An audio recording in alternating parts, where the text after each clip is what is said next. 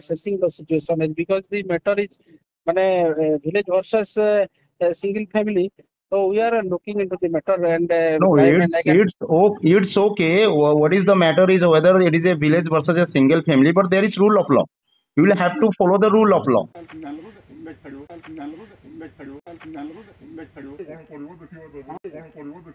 କଳାହାଣ୍ଡି ଧର୍ମଗଡ଼ ତହସିଲଦାରଙ୍କ ଫରଗାନ ଏବଂ ଦାଦାଗିରି ଦଳିତଙ୍କ ଫସଲରେ ଗାଈ ଚରାଅ ଯାହା ହେବ ମୁଁ ବୁଝିବି।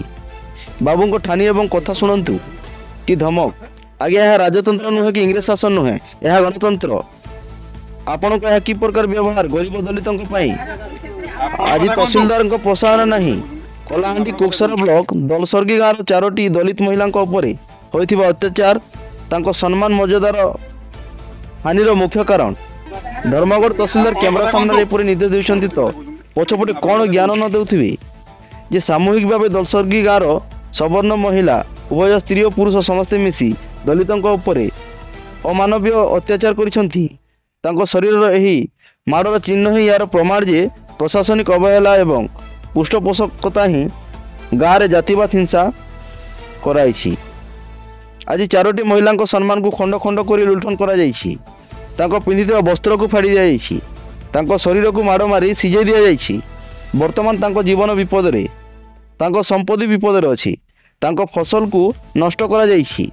କ'ଣ ଏମାନେ ଦେଶର ନାଗରିକ ନୁହନ୍ତି କି?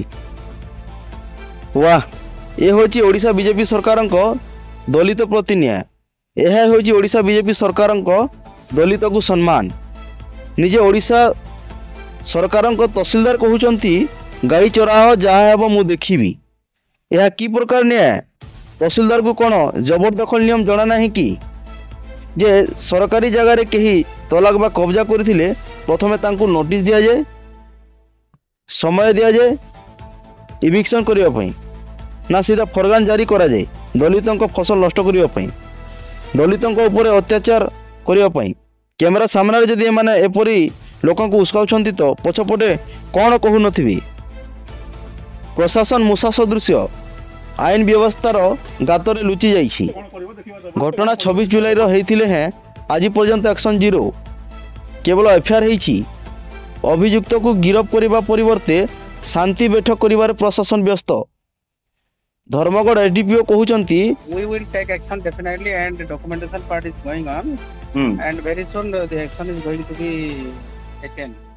And time and again I am also contacting with the senior officers and we are assessing the situation is because the matter is village versus single family.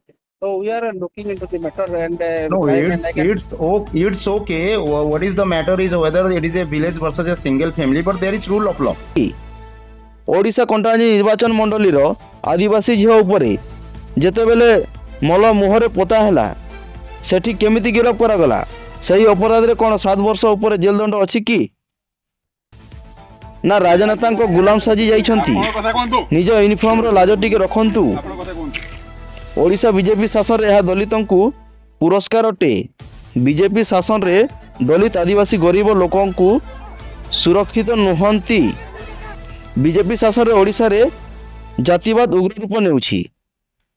LDA ଗର୍ଜନ ନ୍ୟୁଜ୍।